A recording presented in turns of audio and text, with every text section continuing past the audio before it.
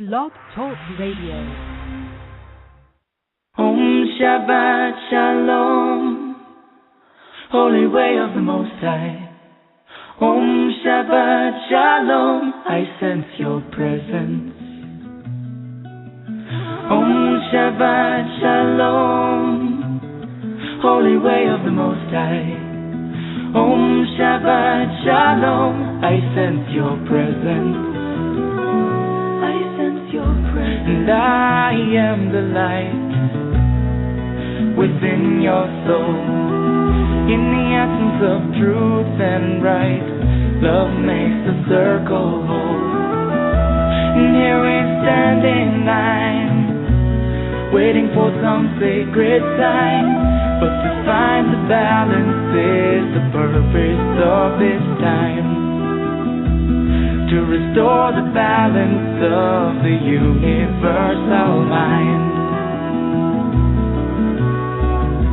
And in the presence of my Lord of light and love, everything I see aspiring to be free. And when I call to thee, and come on bended knee, surrender to the all-pervading light and love. Reflections of the one surrounding me with love. And I sense your presence. I sense your presence. I sense your presence. I sense your presence. Within and without, above and below, yeah.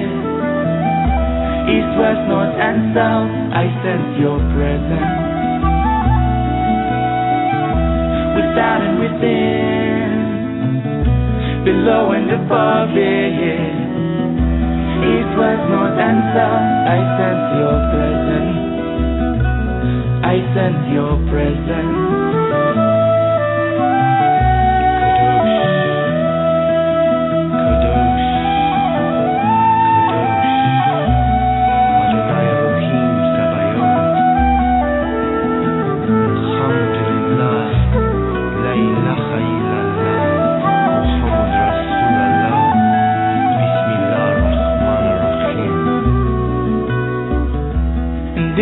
Presence of my Lord of light and love, everything I find in tune with the divine. And here we stand in line, waiting for some sacred sign. But to find the balance is the purpose of this time. To restore the balance of the universal mind. And I am the light within your soul. In the essence of truth and right, love makes the circle whole. And when I call to thee, and come on bended knee, surrender to the all-pervading light and love. Reflections of the one surrounding me with love. For to find the balance is the purpose of this time. To restore the balance of the universal mind. And I sense your presence. I sense your presence. I sense your presence. I sense your presence. Om Shabbat Shalom, Holy Way of the Most High. Om Shabbat Shalom, I sense your presence. Om Shabbat Shalom, Holy Way of the Most High. Om Shabbat Shalom, I sense your presence. Om Shabbat Shalom, Holy Way of the Most High.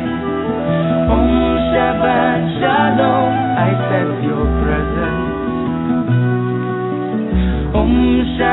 Shabbat Shalom, Holy Angel of the Most High. Om Shabbat Shalom, I sense your presence. I sense your presence. Thank you for joining me here tonight on Activating Compassion in the Midnight Hour. My name is Jessie Ann Nichols George, and I am your hostess. The music you were just listening to at the beginning of the show is I Sense Your Presence. It's by Shemshai, a group that I connected with down in the Arizona area who's now traveling worldwide and enjoying themselves, cutting new CDs. They just had one come out about 2 months ago, I'd say it was. And you can always connect with them through Facebook and their website at shimshai.com. And that's SHIMSHAI.com. I want to extend a welcome, whether you are joining us here for the first time or whether you've listened into our shows in the past and you've decided to come back and see who our guest is, because as you know, we're always shifting and changing who our guest is from week to week and what we have that we're offering here. Here at Activating Compassion in the Midnight Hour, I look at the different ways that compassion exists in our lives, how to remove our blocks, resistances, frustrations, and more. And some weeks I'm discussing different aspects of how compassion is in our life and how it affects our life, as well as the different areas of compassion. And then some weeks I'm doing more exercises and practical implementations.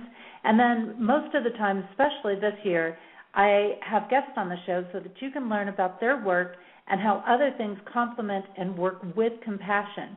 And in addition to that, I highlight different musical artists along the way. Earlier this year, we had Stephen Halpern. Jill Matson was another person we had on this year. The end of last year, we had Claire Hedin. And just last week, we had 8-time Grammy nominee Peter Cater. And then I also have just varying things that are going on from night to night. So, every now and then I just do kind of a fun show. But remember, too, that coming in, and I love to see the comments and chat that are coming through, it really is a great thing there. And I will be watching that chat room to see if anybody has questions. So you can always type questions in there if you want to. And then in my own personal work, I focus on helping people find and use compassion in their everyday lives. I've created the Genesis Clearing Statement, which some of you may have experienced on previous shows. And if you missed that, actually, Kevin, I see Kevin sitting in our chat room tonight, and he did a great interview on me just before I started my own show here on the network. And you can go back and catch that in the archives. It was in September of last year. And that's definitely worth listening to if you'd like to find out about that Genesis Clearing Statement. And then I've also authored 2 books, and they're titled Activating Compassion and Activating Compassion, the Workbook. I've got 2 more in the process right now. They're finished. They're just kind of working their way through the publishing process right now. And then I've also created the Compassion Tour, which is a multi-state nationwide tour, which includes workshops, retreats, seminars, book signings, and fundraising events. And I do have an event that's going on this year. It's called the Matriarch Gathering, which I'll be speaking at. And if you'd like to get involved in that, and there is actually a day that's a co-ed day, which is the Sunday. It's October 4th through 6th. And that's going to be a great event. It's in Colorado, and you can check it out at thematriarchgathering.com. Definitely worth checking it out. They have only a few spaces left. They sell out pretty quick. So if you're interested, go check it out and get your space reserved on that. Then also you can follow events available to register for on the Compassion Tour, as well as what I do here in the southern Utah area at jessieannnicholsgeorge.eventbrite.com. And there's also an option there called Gifting the Tour for those that are unable to attend, but they'd like to support the work I'm doing, maybe help me get out to some of the fundraisers, things like that. You can certainly do that as well. And in addition, I've also started a set of online courses and workshops around moon cycles and things like that. It's got different topics that I delve into. I'm actually going to do a 17-part series on the chakras on the online courses. And I just did a Lunisod honoring as well in that, so you can check that out at www.learnitlive.com /invite, that's INVITE, /Jessie Ann Nichols George. So lots of ways to check things out. And just a reminder, if you enjoyed the show this evening, make sure that you do tell your friends, family, significant others, and all those great social media friends that you've got out there. They can come in and they can listen to it through the same link you came to, and they can listen to it at any time in the archives that they're convenient. So they can also go to my Activating Compassion page at facebook.com /activatingcompassion/notes, as well as my webpage, which is Jessie Ann Nichols George 1, that's the number 1.com. And both of those places keep all of the archived shows, so they can go back and check in the previous shows as well as this one. And on my webpage, I've also got a whole Main Street Universe section there, which covers all of the hosts that we have here on Main Street Universe. Now, before we get started, as those of you who have listened to the show before know, what I like to do is I like to delve into the 72 Names of God, Technology for the Soul by Yehuda Berg. As most of you know, I love his work because he is a Kabbalah master, so to say, and with his work it's just put into more everyday terms, which is what I like to do with my work as well. And so he kind of takes those big concepts and put them down. And what I do is I just randomly open into the book to see what our message is for a week, which, by the way, this also goes on my Jessie Ann Nichols page under the Main Street Universe tab on my website. So if any of you would like to go back and read this during the week or catch it, you can do that as well. So let's see what message Yehuda has for us tonight. And the name of God that we're dealing with tonight is unity. Instead of trying to be right, we must recognize that there is a higher truth, unity. We need to seek harmony with our opponents, not because this is moral behavior, but because unity brings us lasting spiritual light. It serves our own best interest. And the insight that he gives on this is, two people can have opposite opinions and conflicting viewpoints, yet both can be right. Enmity and bitterness occur when people respond reactively to one another, with intolerance to each other's view. True spirituality disregards vague concepts of right and wrong. It aspires to a higher truth, the notion of unity, sensitivity, and tolerance for other viewpoints. What good is being right if suffering and pain are the cost? What is so terrible about being wrong if personal peace, joy, and contentment are the rewards? It is only the ego that worries itself with being right or wrong. The soul's sole concern is unity, for unity begets peace and happiness. When we treat others' viewpoints with dignity, especially when it's painfully difficult to do so, we often discover a new idea that brings blessings into our own life. This sacred name should be used when we are stuck in our ways, clinging to our own long-held opinions and seething with anger and frustration at the ideas and beliefs of others. And the meditation that Yehuda provides with this is, through these letters, you pass the true test of spiritual character.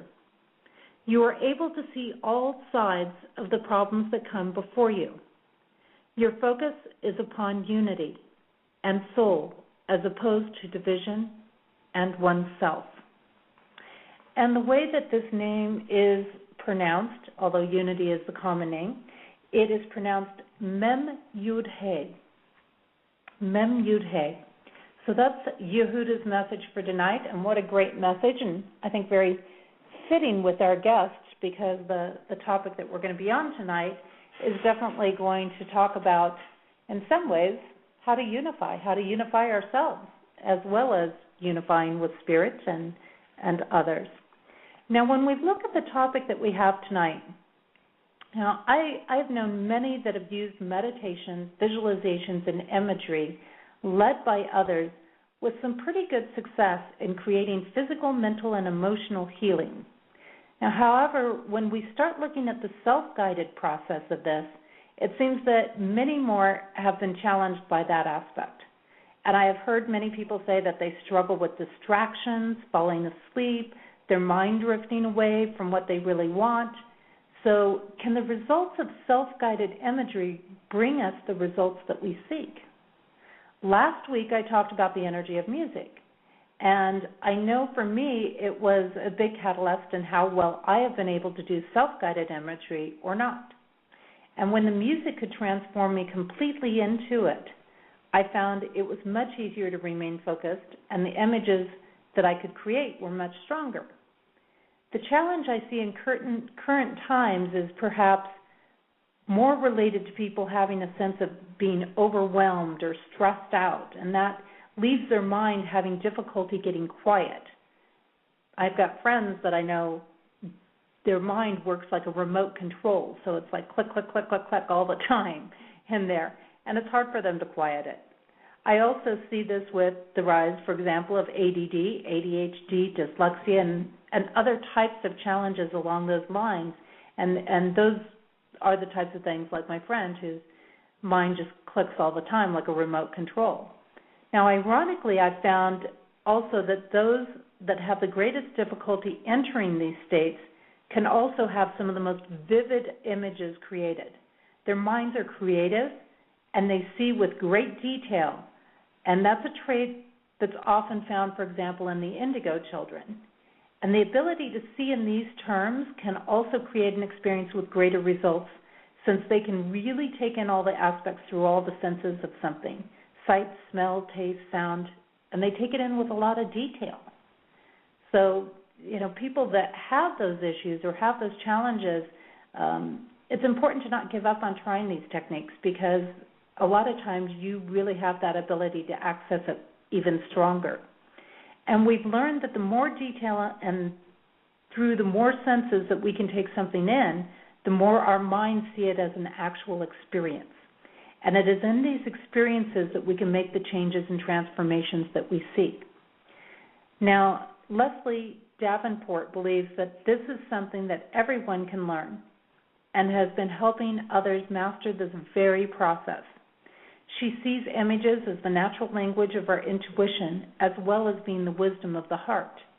And it is in my experience that this is a natural universal language that facilitates us in communicating with spirit and creating results in our lives. So I'm going to give you a couple of questions to think about here. What are your experiences with self-guided imagery? Do you have techniques that you have used that allow you to focus easily? And have you had successes creating healing and transformation using self-guided imagery? This week, our guest focuses on a component of compassion that is related to the aspect in my books of no more pain. This reminds us that we have the choice not to suffer. Some have been in very dire circumstances and yet have not suffered. Suffering is a choice, and we can choose to make transformations which move us into great pleasure within where we can truly enjoy our life and thus create more enjoyable moments. Our guest tonight helps people to speak the language of intuition, live by the wisdom of their heart, and make the transformations that they so deeply long to make. I'm going to take a short break, and when we return, I will have Leslie Davenport. She will be sharing her work with us on how to do self-guided imagery. And the song that I've got for you during our break tonight is called Listen to Me. It's by Claire Hedin. And if you'd like to find out more about our work, Claire's work that is, you can go to her website at www.clairehedin.com, and that's CLAREHEDIN.com. And also, if you missed her show, it was the last show of 2013 for Activating Compassion in the Midnight Hour. You can go back and catch it in the archives. Absolutely wonderful show that we did at that time. We'll be back in a few minutes.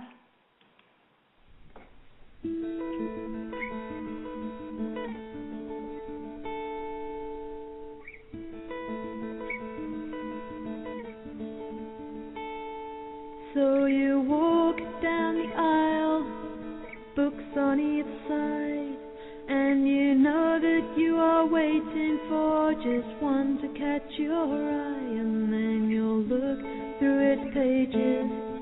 What will you find? All the answers to the questions that keep spinning through your mind. Well, never you mind, you'll seek what you find, 'cause the universe is listening to your mind. Listen to me. Answers everywhere,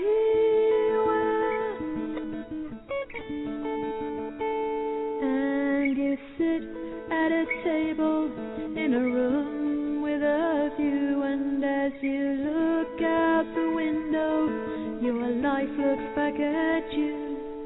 You stop for a moment. What are you to do? Did anyone ever really tell you that your life would look at you? Well, never you mind, you'll seek what you find, 'cause the universe is listening to your mind. Listen to me.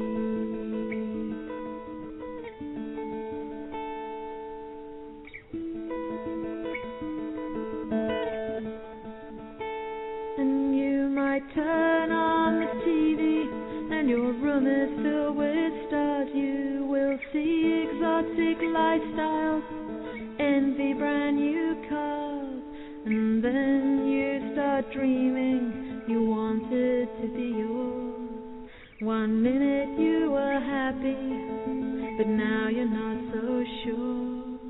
Well, never you mind, you'll find what you seek, 'cause the universe is listening as we speak. Listen to me. Answers everywhere.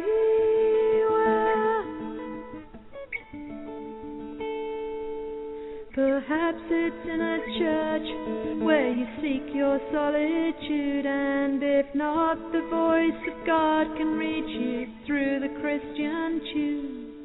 The church is in your living room as well as on your street. You see, the gods are pretty versatile, with the voice of man they speak. If you choose me, you'll be complete. I am the universe, so listen as I speak. Listen to me, listen to me, listen to me. Listen to me, listen to me, listen to me. I will set you free. Set you free. You see answers everywhere, answers that you seek there in those passing conversations in books and films that we might see. We're not short of answers, it's the questions that we need. You see, the questions are the gateways, the things that set us free. Ask the right questions and you'll see that the universe is listening as we speak. Listen to me.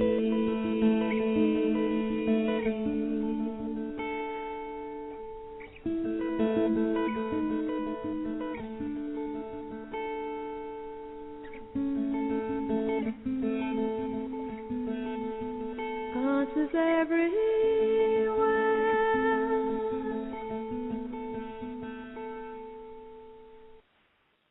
Welcome back. You are listening to Activating Compassion in the Midnight Hour, and my name is Jessie Ann Nichols George. I am your hostess this evening, and you were just listening to a song called Listen to Me by Claire Hedin. Again, you can find out more about her music and her work. She does a lot of wonderful things with nature in addition to her music, and that is all found out at her website, www.clairehedin.com, CLAREHEDIN.com.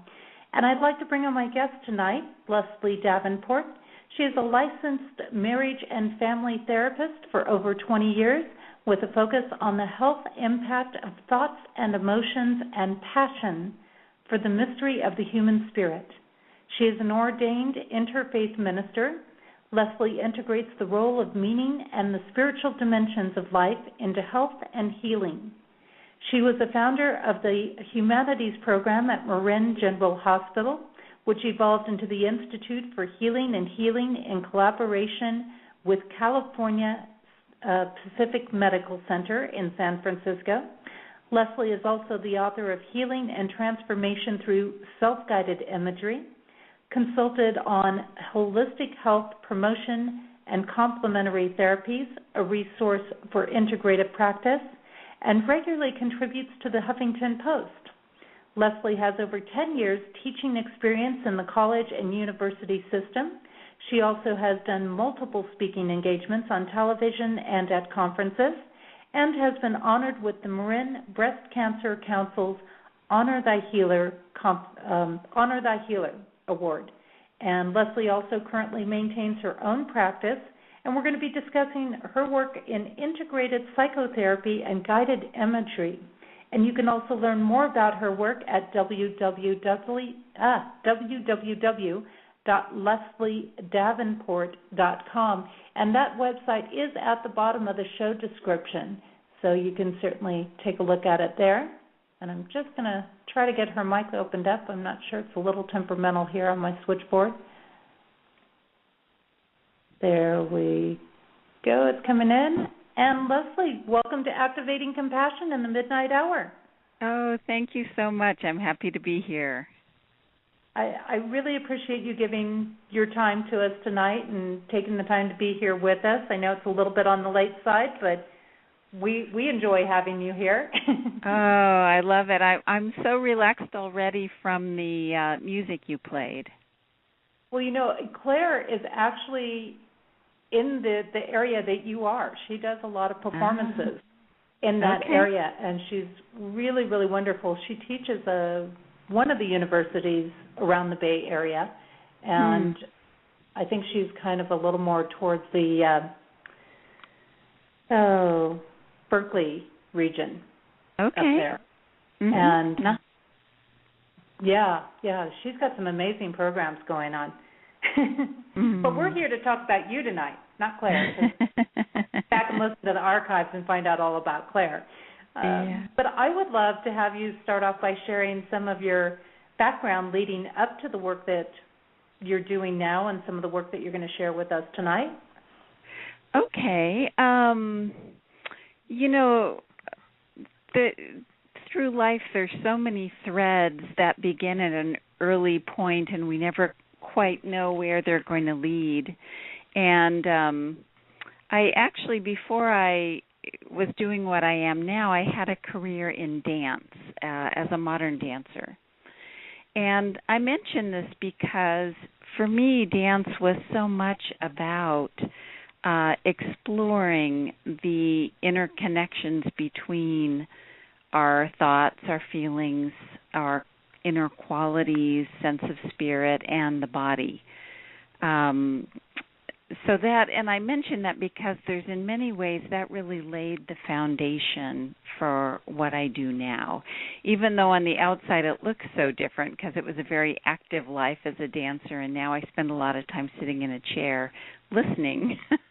But on an internal level, the kind of the inner pathways are the same ones that light up as occurred when I was actively choreographing. So I would do things like just invite a quality into my being, and without editing as much as possible, just let my body do what it wanted to do. And did it want to slump to the floor or run in a circle or leap or be symmetrical? And that exploration of how one thing affects another and how it travels through the different channels is what I think really led me into the work I'm doing now. I think that's really interesting to me because I did a lot of dance as well in my younger years, modern dance, ballet, jazz. And I was just talking with somebody about that today, actually, about dance and how that was probably a great catalyst for me in being able to release emotions and open up my mind and be able to create some of those visualization states in there. Yeah, it really is. And that ability to trust something other than the thinking mind, which we'll end up talking more about, but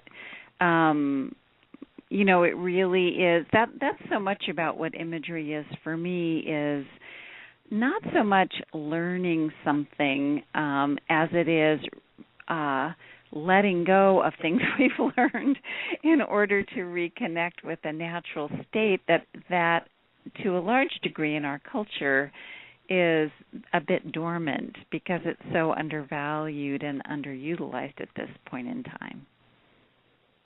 Well, and I know when I started working with imagery many, many years ago, that one of the things I loved about it was exactly that I could let go. It didn't have to be logical anymore. When I would disappear off into visualization time or things like that, I could be and do anything I wanted. It was like the adult version of, playing make-believe. And yet I knew that, just like children, when you're playing make-believe, you also kind of create that at the same time. Yes, very much so. And in fact, I think we're already on a really good point, which is that for me, imagery is a lot about a type of deep listening. Rather than, are you hearing that technical thing, by the way, kind of a static in the line? I'm not. Okay, good. Then I'll just try and ignore it. It's sort of coming and going. Yeah. So for me, imagery is a kind of deep listening where something that is already in existence, but perhaps not quite fully manifested. Imagery helps it sort of cross over that threshold into something, into an image, into a flash of insight, into a feeling, into a felt sense.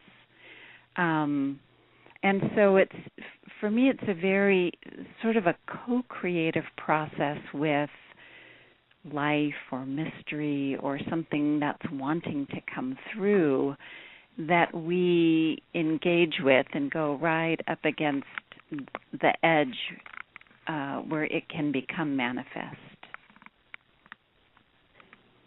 And I'm glad you took that aspect, because I was going to ask you what self-guided imagery was about, and you just answered that.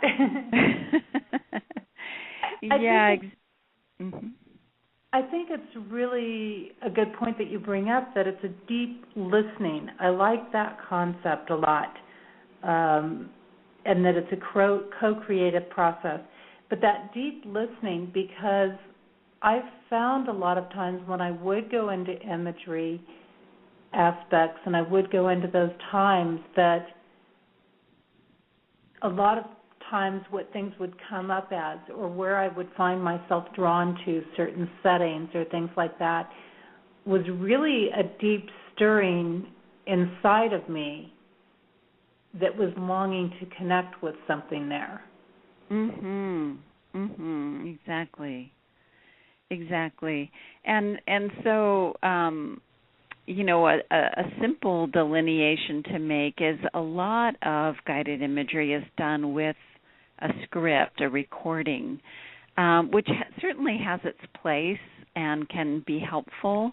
But the work that I love is that the listening just becomes the guide. That the like even when I'm working with someone and I'm acting as a facilitator for them, I never suggest the image. I rather help them point their awareness deeper within themselves, and when images begin to arise that they start to verbally articulate, I help them explore what's there, what the feelings are and the qualities and the messages and what it may mean for them. And to kind of clarify that for some of the people that are out there that are still maybe learning about some of these things, it would be kind of the difference between where some are very structured and they would say, walk down a tree-covered path that has a lot of vegetation all around the sides of it and these types of fern-like plants and so on and so forth, versus saying, see yourself walk down a path. Or I would even say, let's say the goal or the intention is to enter into a relaxing environment, maybe even a healing place or a sacred place. I wouldn't even suggest the path. I would, and this is after a relaxation process, so where it's easier to go into a more receptive, relaxed state. But then I would say, okay, I invite you to allow an image to form for a place that is, and I would use the words we've used ahead of time, that is relaxing and peaceful, where you can really be yourself without any other kinds of pressures or expectations. And when it begins to take shape, I'd like you to describe out loud whatever you're noticing. And it's so fascinating because sometimes when I do this with people for the first time and we're talking about it before we actually do the process, they'll say, oh, this will be great. I have a favorite beach in Kauai, and I'm looking forward to kind of revisiting that. And I'll say, that sounds great. And, if it happens that surprisingly there is something else, let's just kind of go with whatever appears. And so they think they know what's going to happen. But instead what is so commonly occurs is they might say something like, wow, I haven't thought of this place in 20 years, but I'm on my grandmother's farm. And there's something about how comforted I feel by, the scent of the apple trees or whatever it is. And because whatever they might have been needing inside themselves, and maybe it was more of a sense of comfort than a different kind of peacefulness, that part just rises up in a way that typically has an element of surprise and yet in the moment somehow feels so right. And I often think of the element of surprise being a good indicator that the imagery process is really engaged, because we're using a different part of the person than that thinking part of their brain that came up with the Kauai prediction. Mm-hmm. And that's a really good point, because our brain will automatically access things that our conscious mind has forgotten about. Our conscious mind might be thinking, that beach in Maui, but our brain is saying, no, this is what I'm longing for. I'm longing for the orchard on old grandma's farm. And, and it's something that our conscious has totally let go of or not thought about. And then, of course, there's all the symbology that can go behind the apple orchard versus the beach in Maui. It goes with that. And I will say that I believe that there is a time and space and things for that more specific imagery and guided imagery. But I'm with you. When we're looking at that personal inner journey and we're looking at using it as a learning process and a way to listen to ourselves, the methods that you're talking about are much more effective in getting yeah. You know, and the other thing too is, even if we know a client, a person really well, that what we may be guiding an imagery process with, there's likely going to be some things we don't know.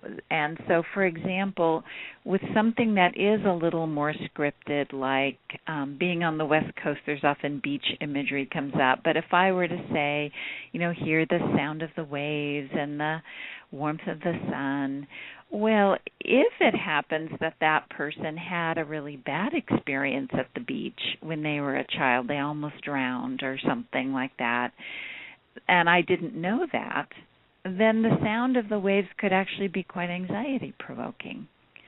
Exactly.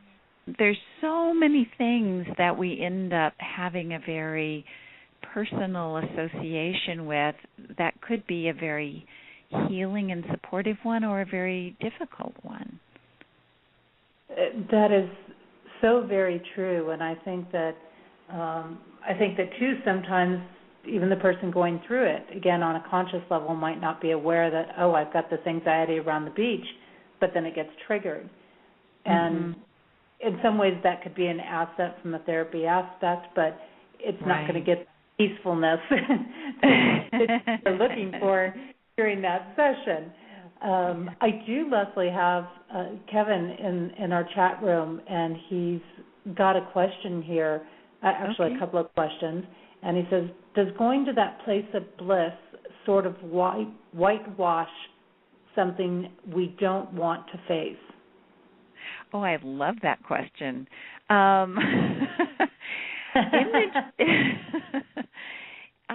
describe imagery, and this is going to sound, you'll hear my therapeutic training in this, but there's a way that it is both diagnostic and therapeutic. And what I mean by that is, if there's something that's unresolved or traumatic or needs to be explored within the person, it will enter into the imagery state, and I have to say almost always. And the way it might happen is, again, if the goal, and I'll talk about many, many other forms of imagery, but creating a safe place is often a great way to start. So they might start by walking along the beach of their own accord, and things are seeming fine, and then they'll start describing that there are these big clouds overhead, and it's starting to feel ominous, and there's a figure at the end of the beach that they're really uncomfortable about all of a sudden. And things enter into the imagery the way they enter into, say, a dream, because the process of getting there has softened a lot of our usual defense mechanisms. So yes, it can drop us very much into a very pure bliss state, but in getting there, we travel through different layers of experience and different layers of consciousness, and very often those, again, I think unresolved is a good way to say it, traumas or other things enter in quite quickly. And sometimes for someone who's had a very strong traumatic background, just the ability for someone to create a healing space can be a fairly long-term focus. That's true, because I think on a conscious level they tend to be very busy trying to keep that control. And I think sometimes when they move into imagery, they don't always feel like they have control. I know when I used to teach meditation classes and do visualization with people, and I would always remind them that they have complete control. Exactly. Situation. So if they come across something that they don't like, pay attention to it and understand what it is, and acknowledge it, but realize that they have control to say, I don't want you here anymore. Exactly. And just to add a little more to that topic, imagery, because it's basically based on awareness, can be used for so many things. So the whole thing about a relaxing, healing place is one of the, again, a foundational one and probably one of the more commonly used ones, but it's very effective for working with trauma, as we've said, or facing really difficult things. I work a lot in a hospital environment, and so for someone may want to focus the imagery on a disease process happening in their body, which can be a really difficult thing to do, a challenging thing to look at. And so I sometimes say that once we have gained a kind of fluency in those wonderful, positive resourcefulness within that's always there, it gives us the strength and the buoyancy to then address absolutely anything, including, what to someone might be their worst life experience, and work with I think that's very true, and I know that I've used visualization to work, for example, on a cat to help with healing, and but I did a combination of using crystals and visualization, and I had a vet at that time, and he had x-rayed, and it was in her hip area, and I said, there's no way this cat's going to heal. She's probably going to have this major surgery, and so on and so forth. And I said, well, let me see what I can do first. And I worked with her, and I put some crystals in the water dish, and I did a lot of visualization work and just kind of focused that energy and held some crystals on her and did some imagery work. And I took her back to the vet, and they ran some more x-rays, and we checked. I said, I think she's absolutely fine. I go, well, medical professional, I need to x-ray to be certain because I need to make sure. Well, they took the x-ray. She managed to escape 3 or 4 technicians that were in there, holding them all at bay from under a desk. They were terrified to get her. And they called me in, and when they first said she's escaped, I thought, oh, my gosh, she's gotten out of the building. She's headed to the freeway, And no, she was under this desk holding all of them back from under the desk. It was one little cat, right? And and I reach in, and they're like, don't, she'll like totally scratch you. And I'm looking at them going, no, she won't. And I reach in there, I say her name, and she just totally softens up, pull her out, take her back into the room, and the vet says, if I had not seen the x-rays from my own eyes, I would not have believed it. Yeah. There'd be no way you could have convinced me had I not seen the x-rays with my own eyes. So it is very, very powerful. Kevin also had a follow-up on his question that he says, would we get to a point where we could face it, or do we not need to face it because it is a false trauma we created? That's great. The form that the transformation takes, whether it's facing something or maybe it is in the process of exploring it, recognizing that it is a story or a kind of false drama we've created, will, in my experience, will reveal itself. And what needs to happen seems to vary a bit with different people. In other words, for some folks, it seems to need to be voicing, like let's say we seem to be talking a little bit about, past trauma. So if it involved another person saying something, feeling stronger, having a voice, making a different choice, doing something that wasn't possible at the time, to kind of reshape a belief related to empowerment. And for some people, it seems to need to be enacted as a way for that to shift. I think for some people, just seeing something with a kind of insight where things just dissolve or crumble, because it can be seen for being insubstantial in the way I think he's referring to, is what happens for others. Okay, so he's following that up with, how are the false dramas we create helpful? These are such big, wonderful questions. Yeah, he does. Get some big ones in there. And why wouldn't we want that in our life? Why wouldn't we want the drama or the release of it? I guess the best answer I have for. Go ahead. We'll start with how are the false dramas we create helpful? Let's take one piece. Right.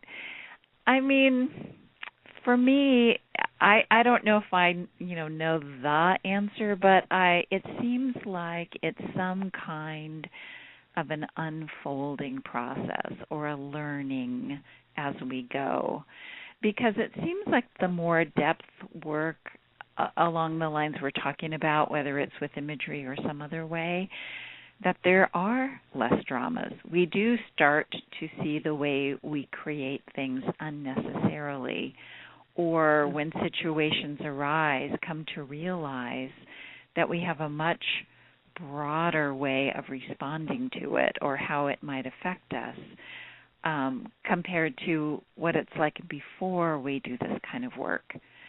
So I do think that the dramas definitely lessen as we get clearer on sort of what's real and what's not, and what we, I think in your introduction you were talking about unnecessary suffering, and that I think is the theme here, is the way we invest or attach or create certain things that we come to learn aren't real or aren't necessary, or, along the way sometimes we go through that, but then they're just shorter lived as we learn. Right. I agree, and it really is about a choice, and the imagery can really, as you say, help us address those issues. They're kind of I think we do have some of those unnecessary dramas, and I think that sometimes when we get into imagery, we can realize some of that. We can really, tap into, okay, this maybe isn't a necessary thing that we have to go through. And I know for me, it was at times it was kind of the great escape. From when I didn't like what was happening in my outer life, I just went into my inner world. And it wasn't so much that I wasn't dealing with the outer world, but it's kind of like children. They just don't feel like they want to dwell in the negative, so they go out and play. Right. I'm just not interested in this space, so I'm going to go be in this other space. Yes. But as you say, everybody deals with it differently, and sometimes they want to face it. Sometimes it's a way for them to step away from the intensity of the world, and then, kind of like get recentered and regrounded and refocused, where they can go back out and face the world again. Yes, very much I think so. We have a lot of different options there.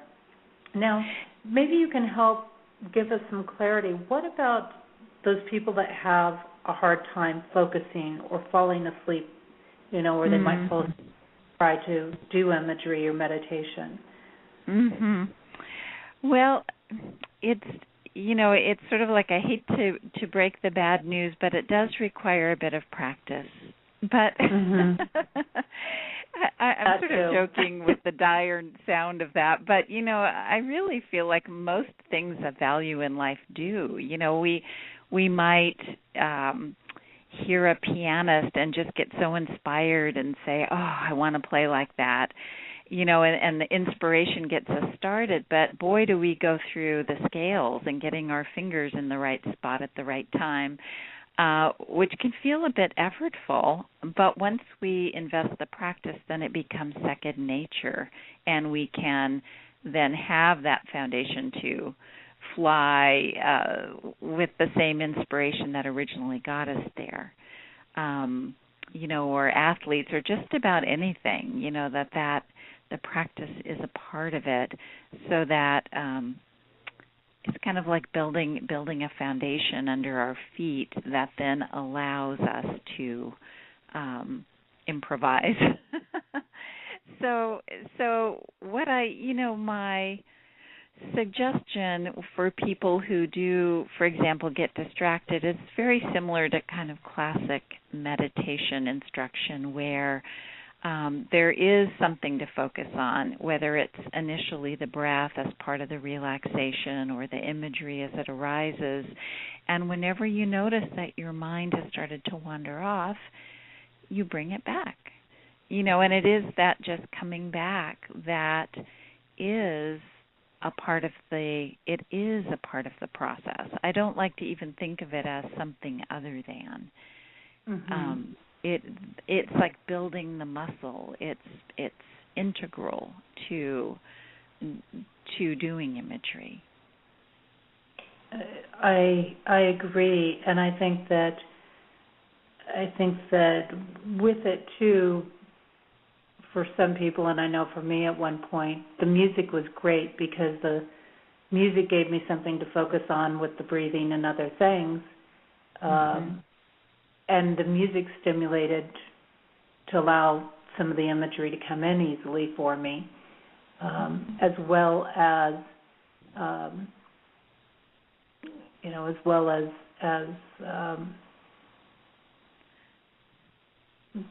giving my mind, something and as well as kind of blocking out some of the just distractions around the environment as well.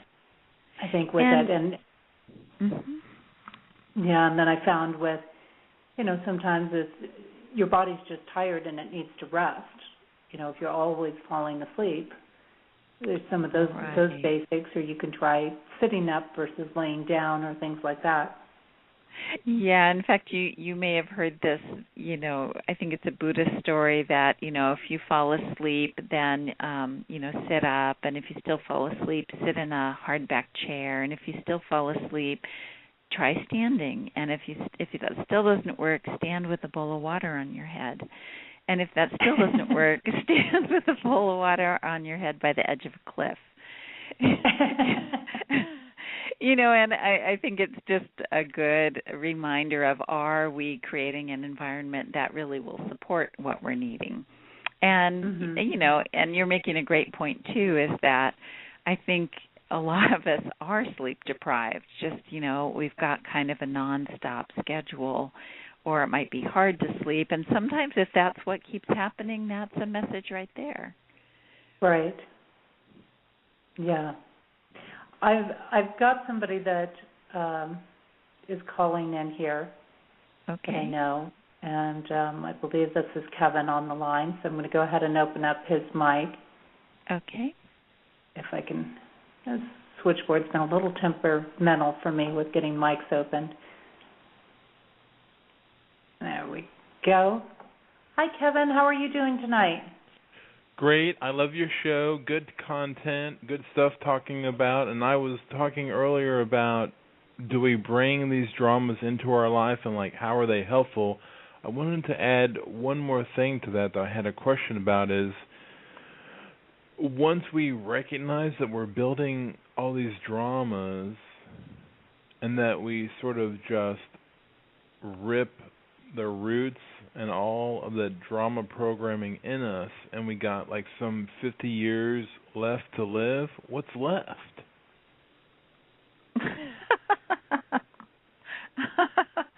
See? Well, what happens when we become so cleansed? Like the absolute Buddhist with the absolute clarity to really just taking things as they come, whether it's, abrasive or smooth, realizing it in its moment, letting it be in its moment, and then moving on to the next element. There's nothing that needs to be fixed then, right? Well, I think I'm hearing, and you can tell me if this isn't the case, I feel like there's some kind of an assumption or an implication in there that to be in that state would end up being boring or somehow disengaged in a way that would feel unsatisfying or something like that. Is there anything like that in there? Yes. Okay. Because my sense, and I can't honestly claim to be living from this place, but let me answer it from the impression I have, is that life is so vibrant and so rich that if we are clear of the dramas but have that much more direct engagement or experience with the fullness of life, with what I think could, even in a very simple way, kind of be the awe, the wonder, the almost miraculous nature of this dance that we're a part of. Because even without the dramas, it's not exactly like we have things figured out. What is life and what is this planet and this universe and these beings that are one and yet somehow unique, and I think to describe it doesn't really do justice to what I think could feel like a very deep, peaceful but rich experience versus something that just feels empty and kind of like, well, now what? It's so expansive at that point that there is no boredom, because you have such great awareness and appreciation for life, for everything that surrounds you. You can see the magnificent, and as you say, Leslie, you can see the wonder of everything. I mean, there's no boredom in that because you're seeing the magnificence in it all. Yes, and I also think there's some kind of a fine line or distinction around this idea that nothing needs fixing, because I understand where that statement is coming from, and I do think there's a truth in that. And yet, if we look at someone like the Dalai Lama, who might be one of the closest living people to kind of the state we're describing, he's very active. He's very active in teaching, in interacting with people, with writing, with leading. Even I think there's a way that he brings the teachings of Buddhism attempts to in a political sphere. And so while I'm not sure how to say this, but it's sort of like, while on the one hand nothing needs fixing, I think on the other hand there is a way of engaging. I guess in the Buddhist tradition, since we're on that, it would kind of be the spirit of the Bodhisattva, that there is nevertheless a reason to engage in such a way that offers benefit. I agree there. And I think, too, that, even if you were to look at Christ and his life, for example, he was there, but that life was always easy, even with all that enlightenment. And he was constantly busy. I think sometimes people have that misconception that bliss is doing nothing, when in reality a lot of the people that are the closest to that are constantly doing something almost. Mm-hmm. Mm-hmm. In a lot of ways, but they do take these times and these spaces. Leslie, is there a difference between imagery and visualization? Yes, in my book there is. And how? Well, the reason I am on a bit of a mission to break the use of those interchangeably is that it goes back to what you were saying of certain people saying, well, I can't really do this. Either I'm too distracted or I can't picture something. And with imagery, we want to engage as many levels and inner senses as we can. But in the same way that in our environment, in our physical being, we can look out into the world, we can hear, we can smell, we can taste, we have physical sensation. We have that same combination in our internal imagery senses as well. So some people may see things more vividly than others. Others may hear with clarity the kind of wisdom that they're needing or guidance on a situation. Some people are more kinesthetic and would have a felt sense. So the reason I don't like to use it interchangeably is I believe it's something like slightly over the majority, 60-something% of people who in their inner world have vision as their strongest sense. And so if you're in the other 40%, you think you can't do imagery. All it really is that your other senses are more dominant. And the vision one may not be as strong. But that's just like the variations we have in this world.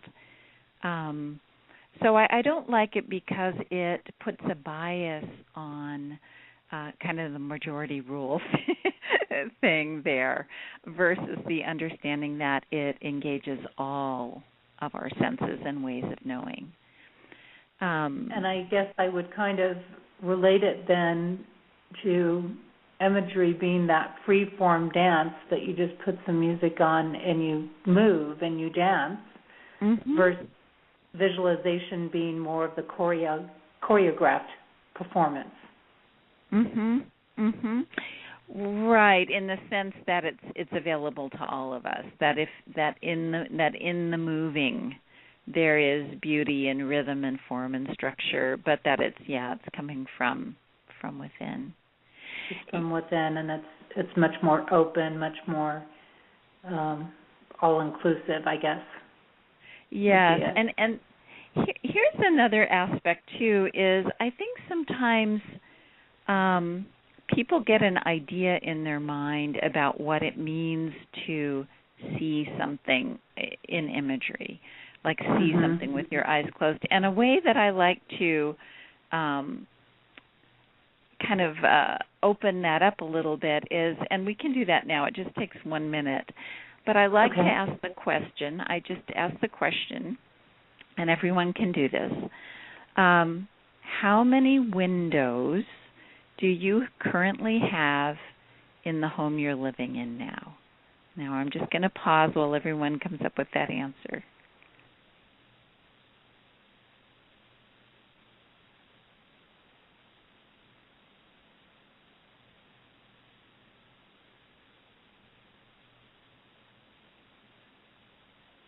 Okay, and that's probably enough time to kind of get the process going. What everyone inevitably does, because this is how we're wired, is they start on a little imagery journey to answer that question. They don't do a lot of preparation. They just kind of either look up or close their eyes, and suddenly they're, kind of picturing their living room and counting the windows and peeking down the hallway and looking in the bathroom and counting the windows, because unless somebody has recently remodeled, nobody goes, 14.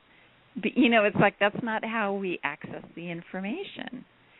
And whatever people, quote, saw by way of their living room or their bedroom or the hallway was clear enough to get the information they were after. In this case, something as simple as counting the windows.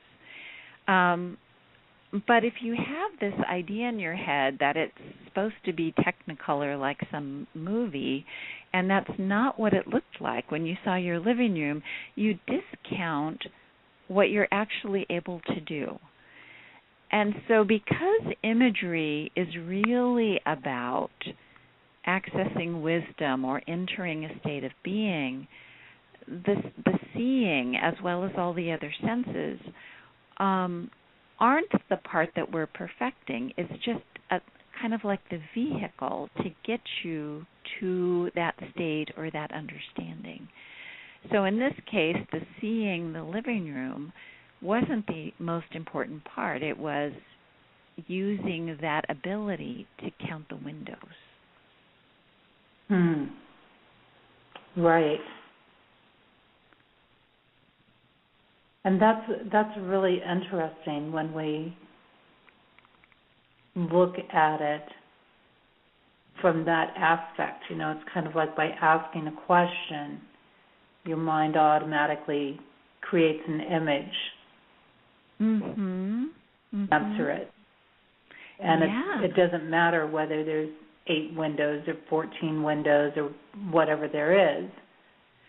Right. Or if you could picture the exact shade of the couch, it's kind of irrelevant. You were seeing well enough.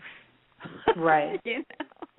Right, exactly. It doesn't have to be the specifics. And so, interesting. That's I think that's something that we don't necessarily think about, and yet it's such a great example of how basically everybody can access doing that imagery.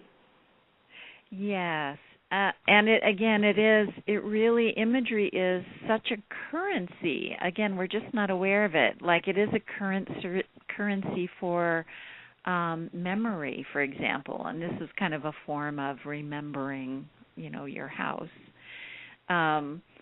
But I sometimes say, if anyone has ever worried or daydreamed, you've been successful at imagery. And it may not be, worrying may not be the most healing and transformative version, but it's also just a great example of how our mind, emotions, and body are connected. Because if you're worrying, boy, you can start to feel it. You can feel your heart speed up sometimes. Your muscles get tense, depending how strong the concern is. Your palms might start sweating. There's just such a huge cascade of chemical changes in the body to absolutely every system of the body. When we worry, which is a kind of imagery. So what we learn to do is to use those channels, but to gain some experience with how to work with those in a more healing way, in a more empowered way. Well, and I was actually going to ask you about that. How do people, or how can they achieve healing and transformation through imagery work? Yeah. Well, maybe I'll tell the story of a client I worked with, because the one that's coming to mind kind of hits several levels of healing, and it's really kind of a sweet story. So this gentleman, I'll call him Daniel, was in the hospital because at youngish age, he had a heart attack. I'm trying to remember exactly how old he was. Might have been in his late 40s. But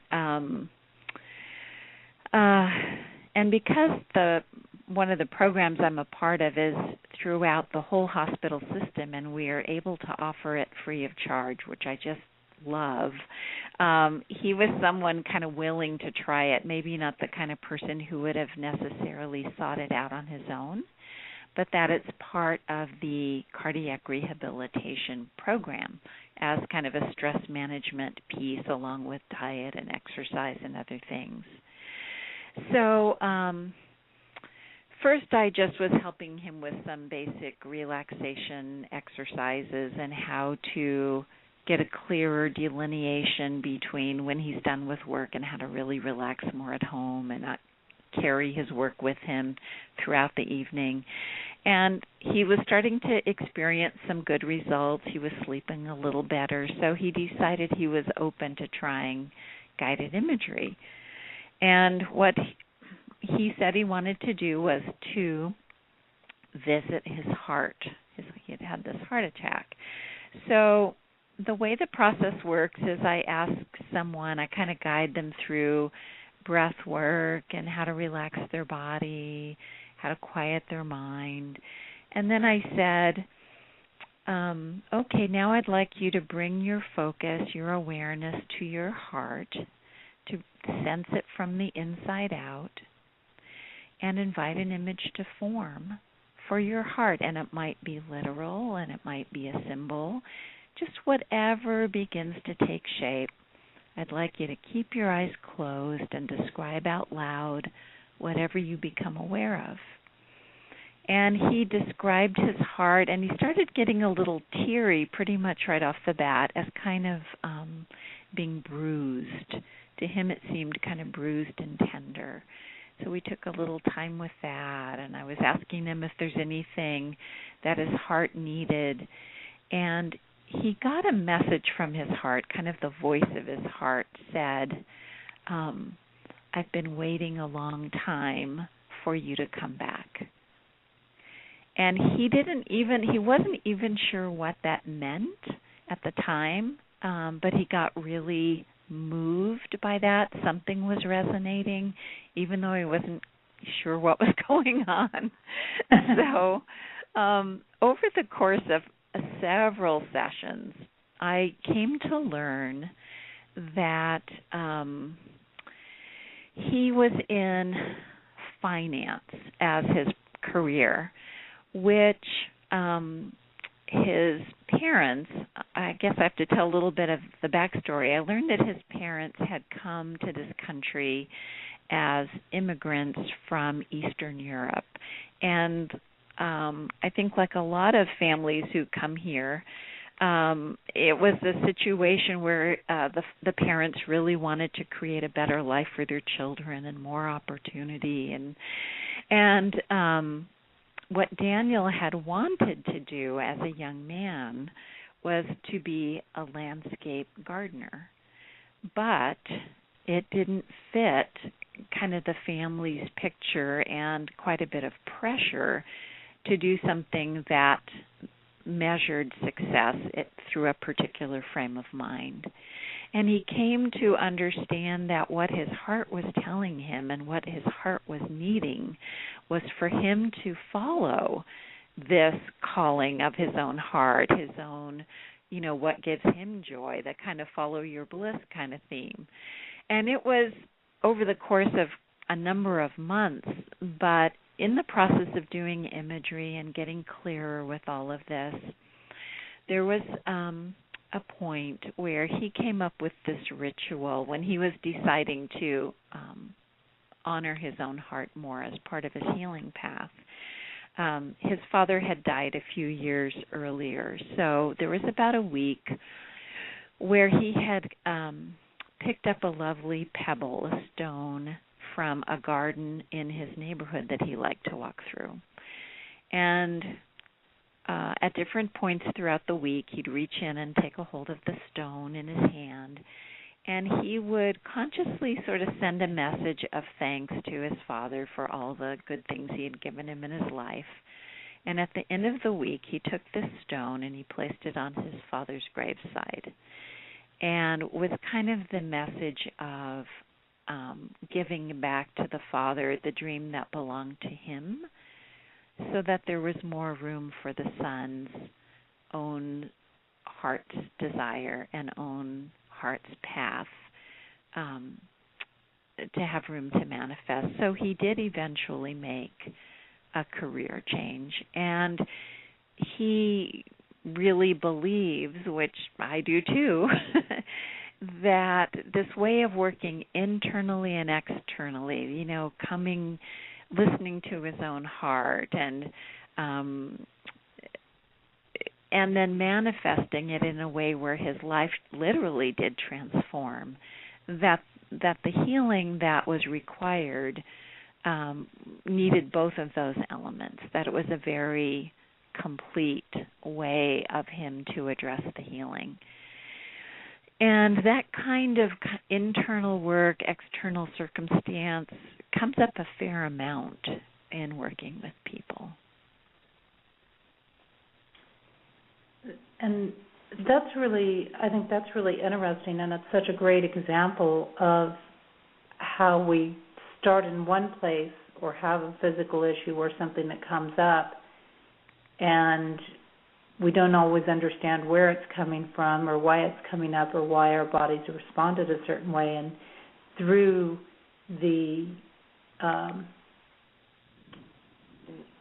through that imagery process, we can actually get down to these correlations, this interconnectedness of one thing that's happening on an internal level and how it's manifesting on that physical, and it can really kind of bridge the gap in that communication or understanding. Exactly. Yeah.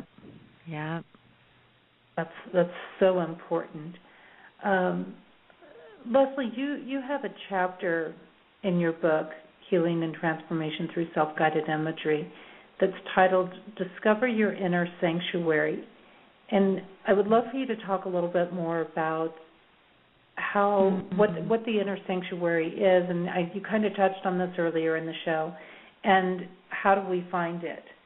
And I know you've got case studies in there, like you had one on financial problems and things like that. Yeah.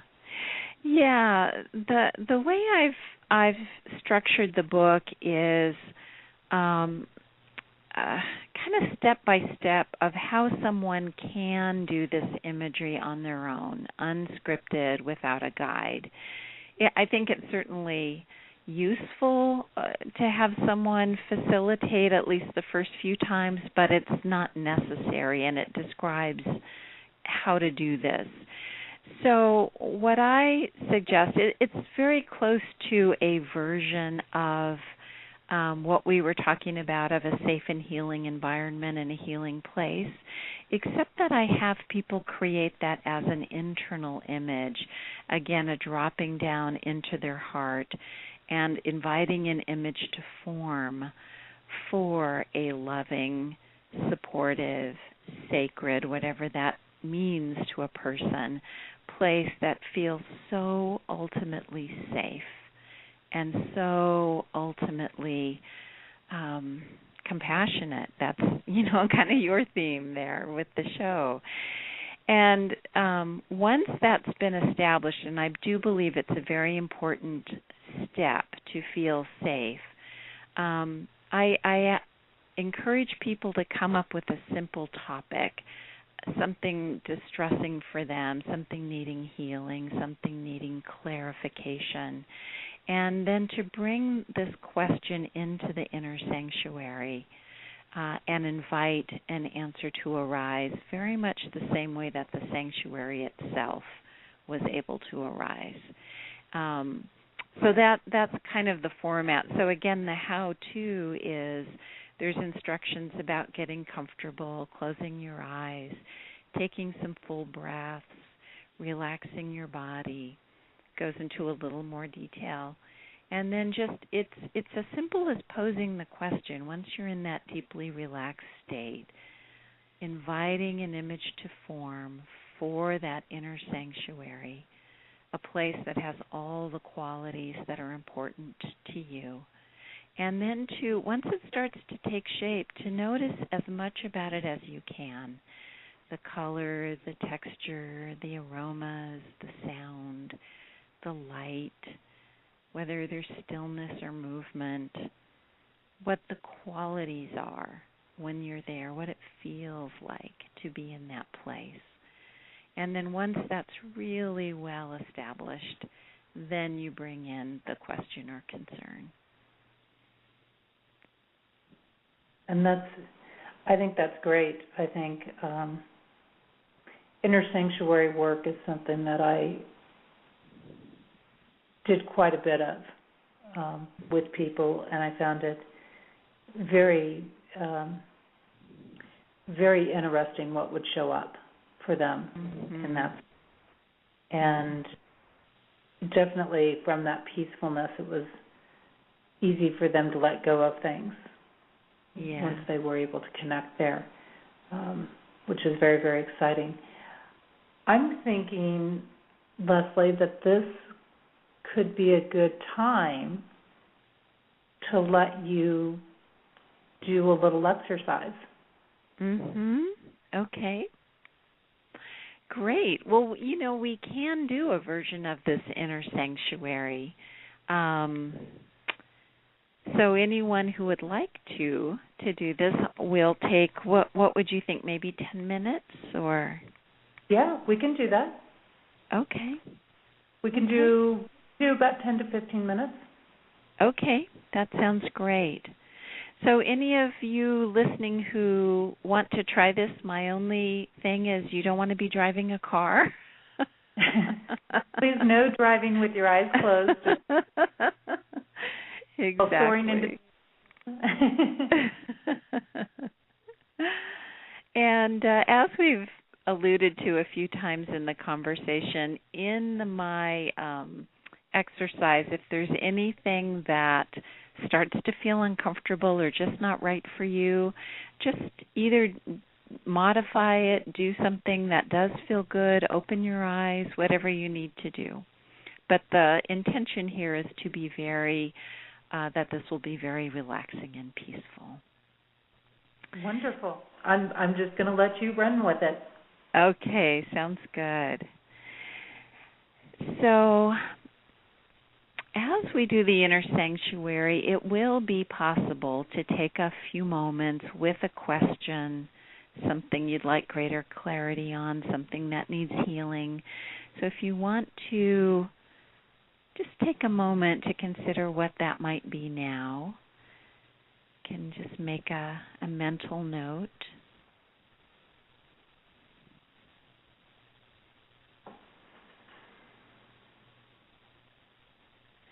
And then you can actually just set it aside, and I'll invite it back in a few moments. So get yourself as comfortable as possible, and to either allow your eyes to close or just let them have a soft focus.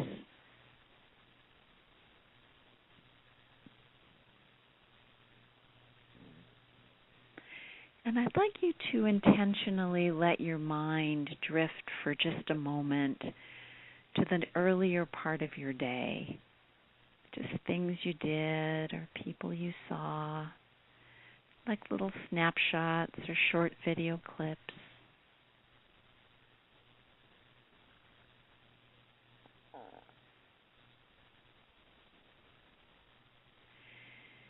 And then imagine wrapping those experiences in something like a bubble, and start to let them drift out to the edge of your awareness.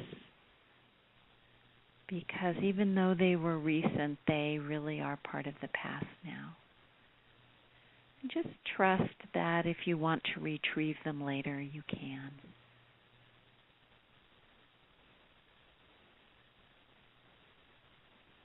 And then do the same thing, glancing into your evening, what you'll likely do a little later.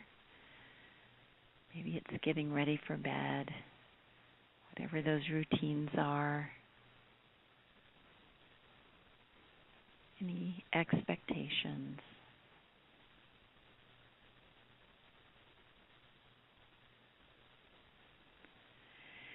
And then do the same thing. Just wrap it in a bubble for now and also let it float out to the edge of your awareness, trusting that when those moments arrive, you can attend to them at that time. Just making a lot of room for this moment. And just notice how peaceful it is when the past or future thoughts are less active. Because this moment really is arising freshly. It's never been experienced before. It's uncluttered.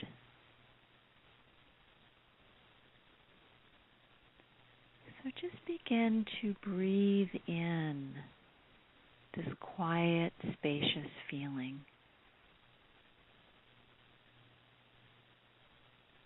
Let it ride along with the oxygen of the air.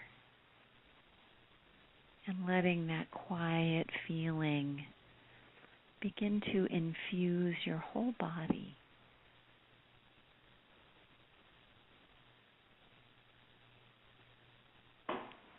We know that the oxygen we breathe travels to absolutely every cell. So let this quiet peacefulness come to your forehead and scalp. Let your eyes rest deeply. Let your jaw be loose.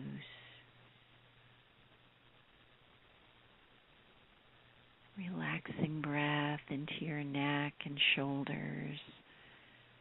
Just allowing any tension or tightness just melt away or slide off your shoulders like an old winter coat.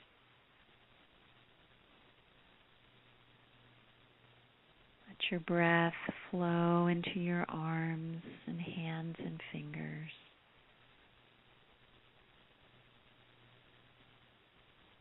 And throughout your torso.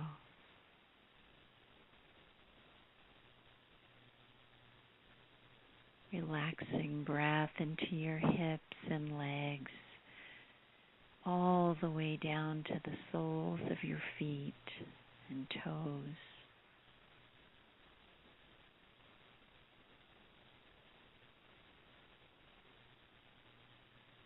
And in the same way you invited your mind to relax and your body to relax, you can extend that same invitation to your emotions.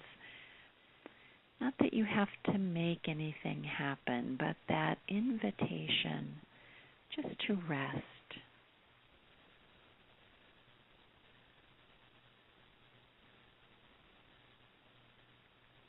And really welcoming all the levels of who you are into this peaceful place, even those deepest parts.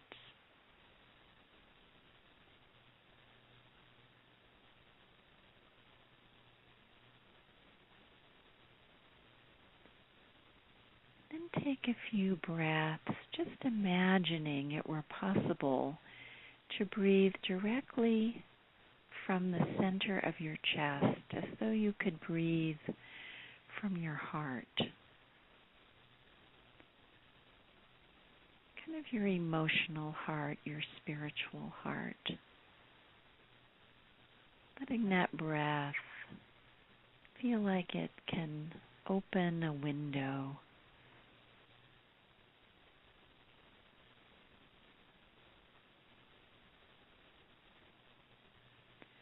And bringing your attention down into that part of your body, into the center of your chest.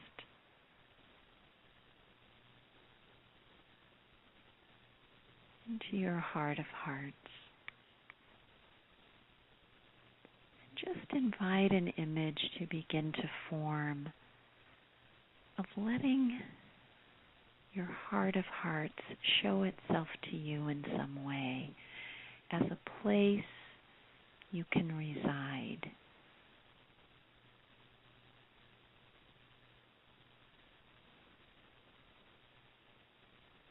And begin to notice any colors, shapes, textures.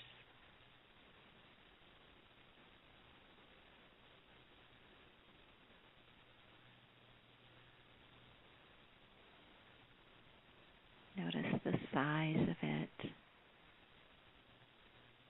the quality of the light.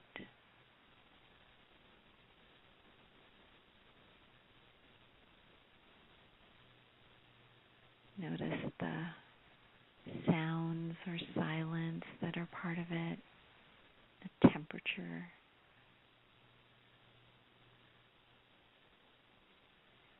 And find the place to be there where you can enjoy it the most, feeling the most comfortable and relaxed. And if there's anything that you want or need, go ahead and bring that in now.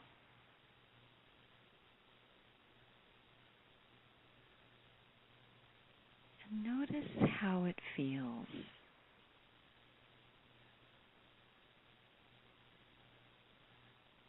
Notice the qualities of being here.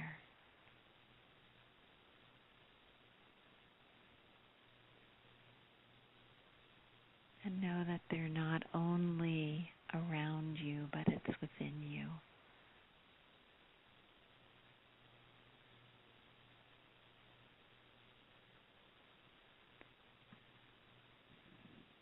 And in this inner sanctuary, if you wish, you can now bring in gently that topic or question that you were looking at as we began.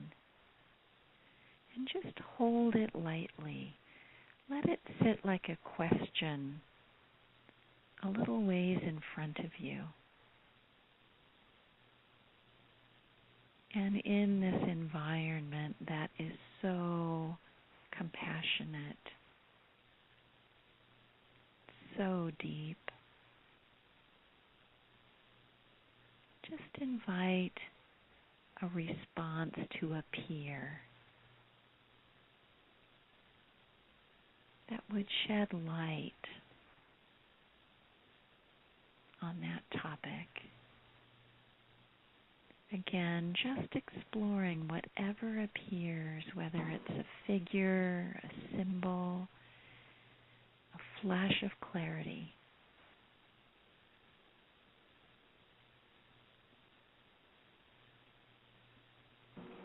And you can feel free to ask whatever appears, anything you might want to add even greater understanding.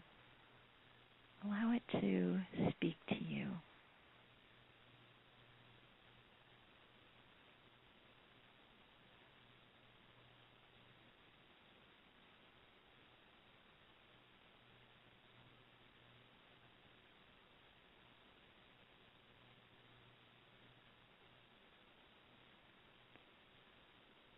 And in a moment, we're going to bring this toward a close. So take this last opportunity for anything else that wants to be expressed or known.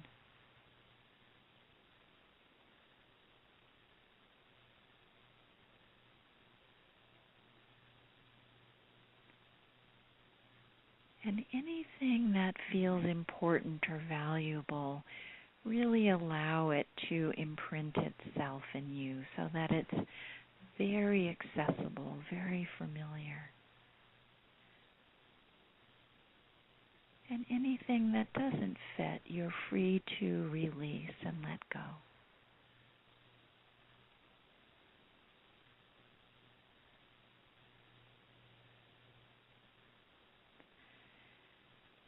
So knowing that you can always return to your inner sanctuary in a similar way at any time.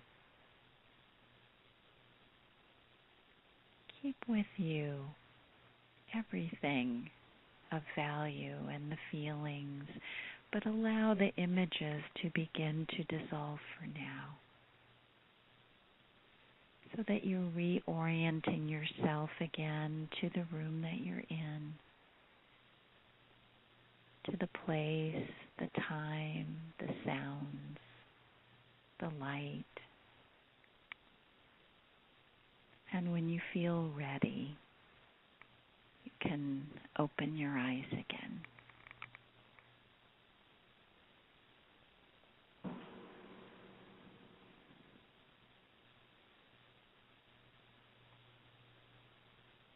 And we'll kind of, as people come back up out of being in imagery, definitely take your time, let your breathing come back up to normal.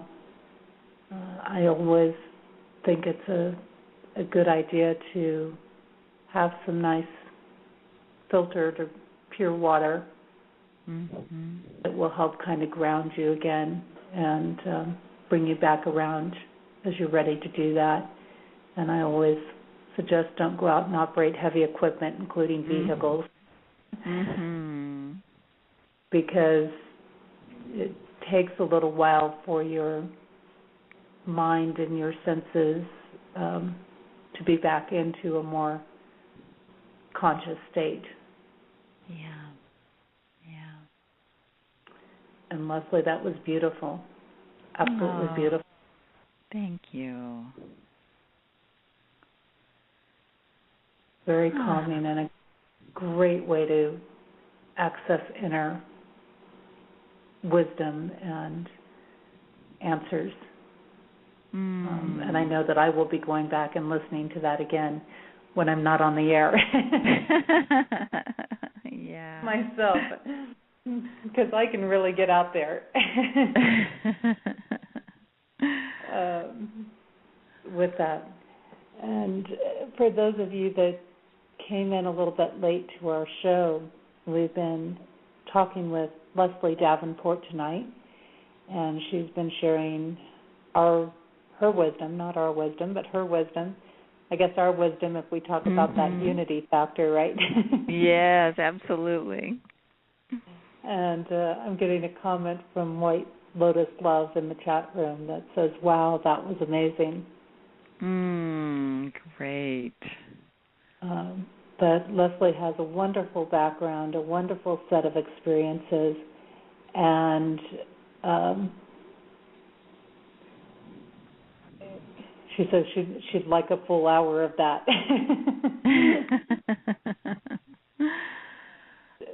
She's doing just some amazing things, and she's got a lot going on, private practices. You can certainly access her through her website, lesliedavenport.com, which is at the bottom of our show description tonight.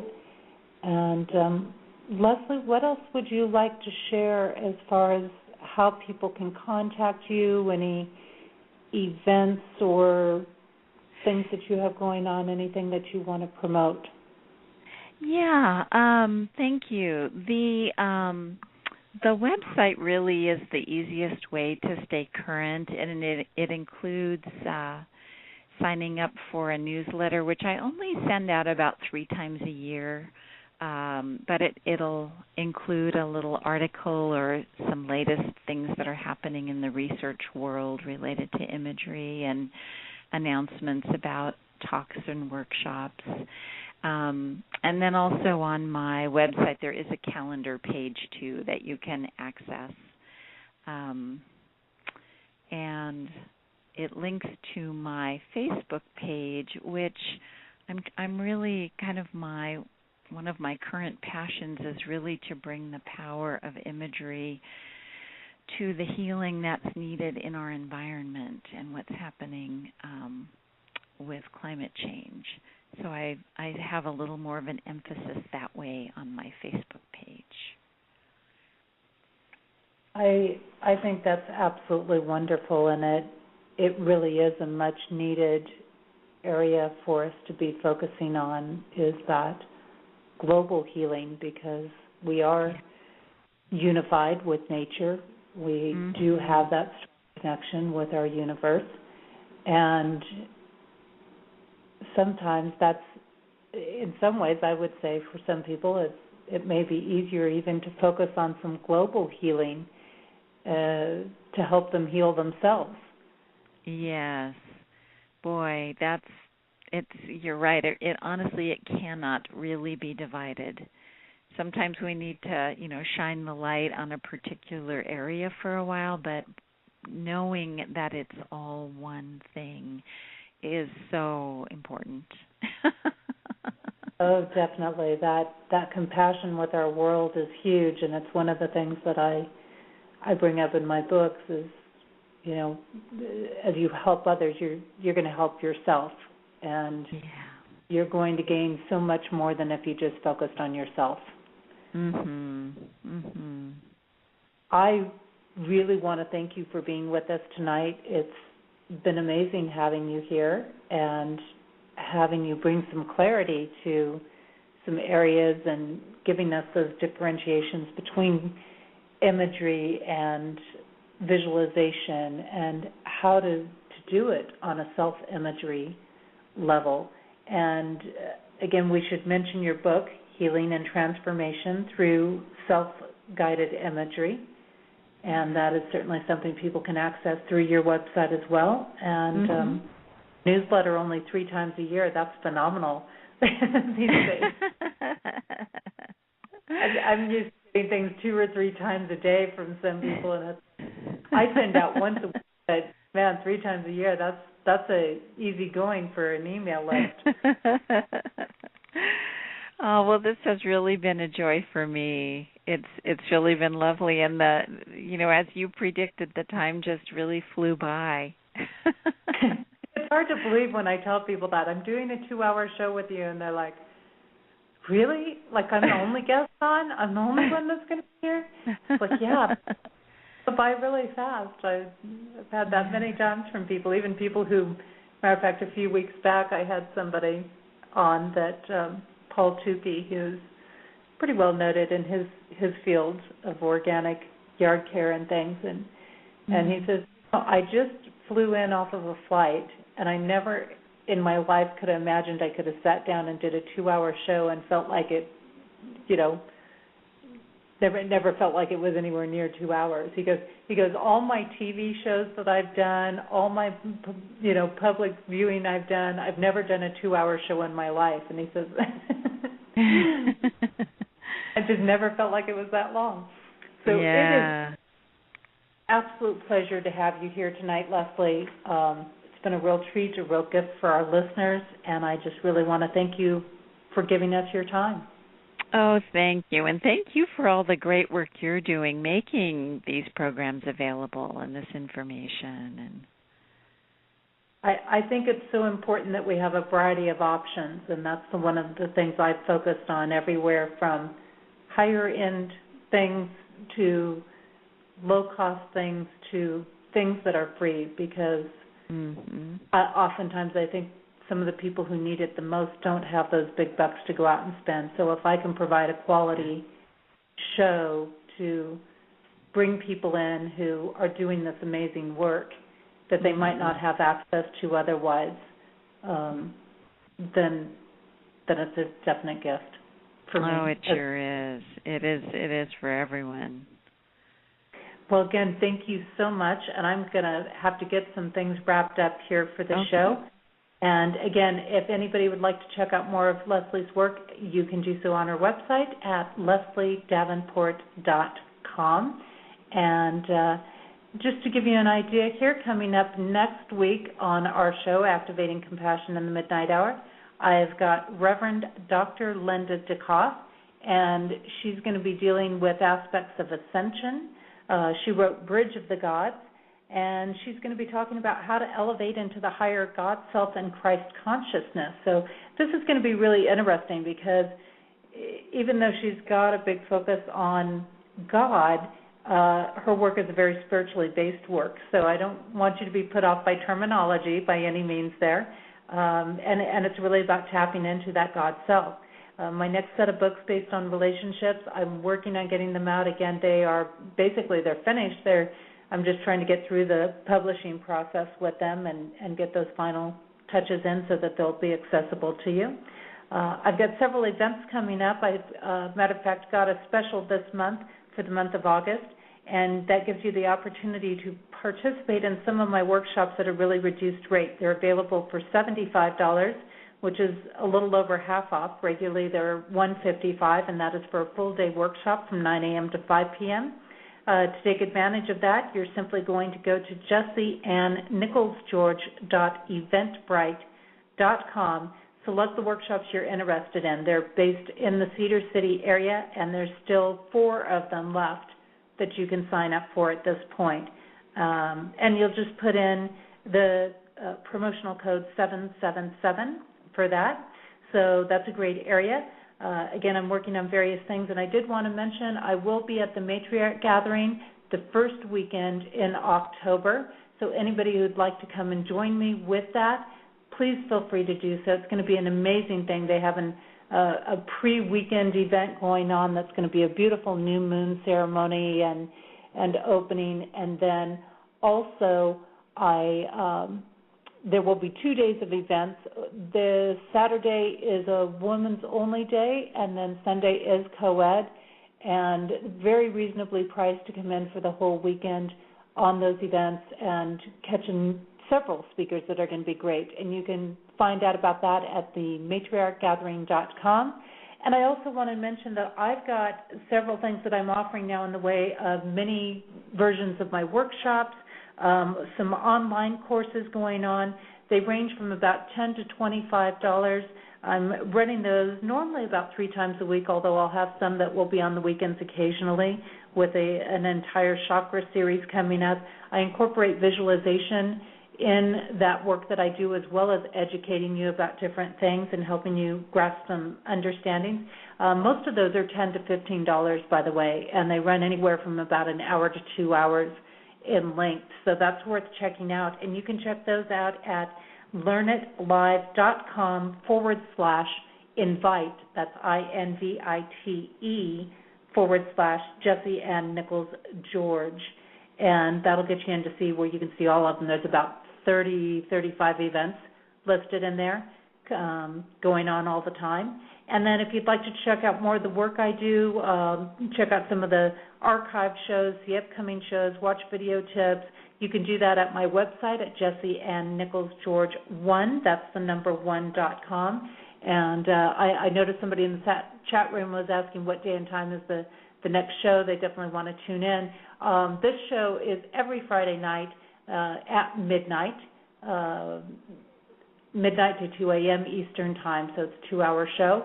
And we definitely look forward to having you come back and enjoy more of the guests that we have coming up, because they're always shifting and changing.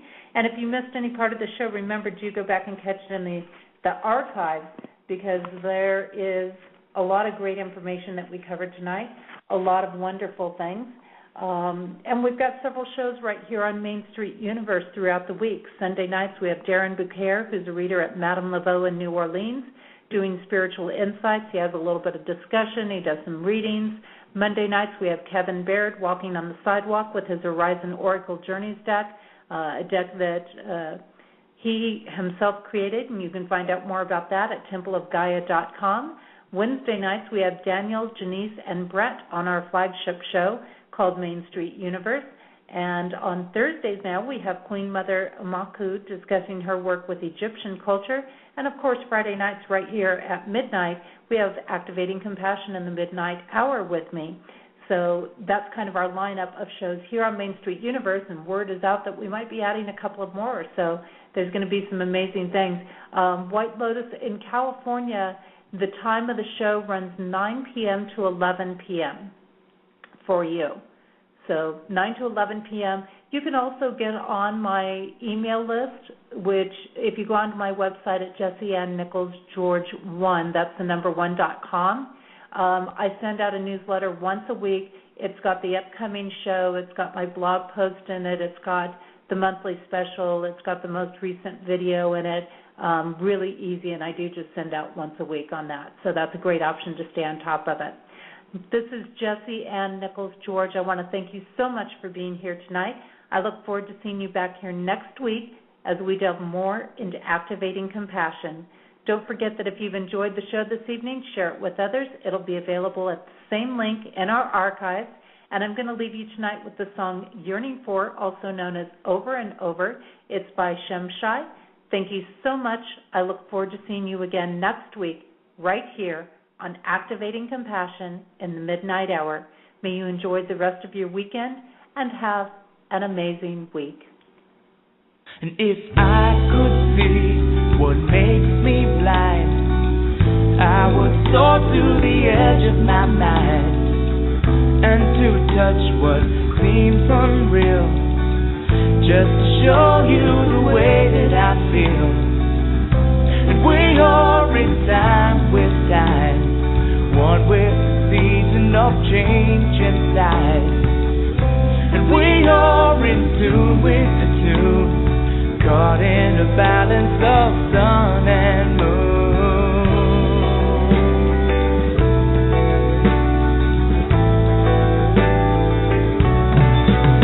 Oh, deep inside, the light within, shining to show you it's here to begin.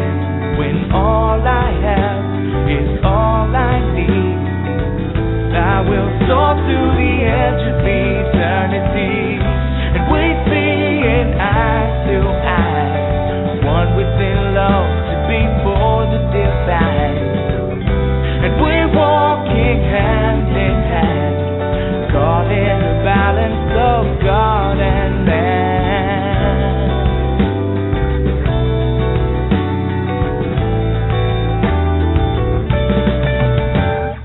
Over and over, life is your lover, learning to walk just a little bit slower, whispering secrets, I bet you can't keep it.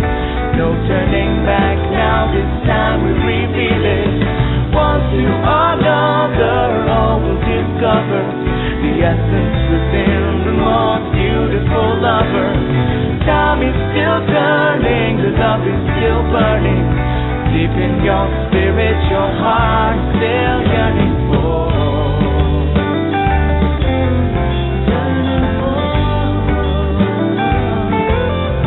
Yearning for.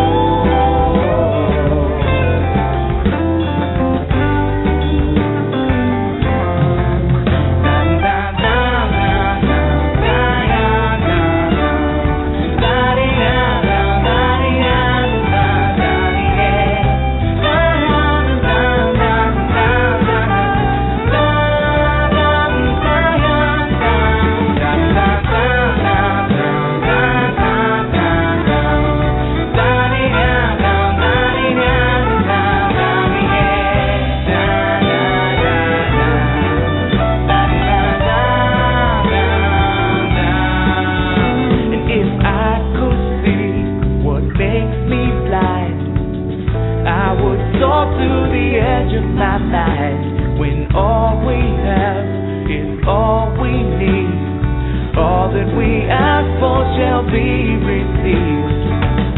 And we see in eye to eye, one within love to be for the divine. And we're walking hand in hand, caught in the balance of God and man. And we are in time with time, one with the season of change inside. And we are in tune with the tune of life in the circle and love in bloom. Over and over, life is your lover, learning to walk just a little bit slower, whispering secrets, I bet you can't keep it. No turning back now, this time we reveal it. One to another, all will discover the essence within the most beautiful lover. Time is still turning. love is still burning. Deep in your spirit, your heart is still yearning for over and over. Life is your lover, learning to walk just a little bit slower. Whispering secrets, bet you can't keep it. No turning back now, this time we feel it. One to another, all will discover the essence within the most beautiful lover. Time is still turning, the love is still burning. Deep in your spirit, your heart still yearning for.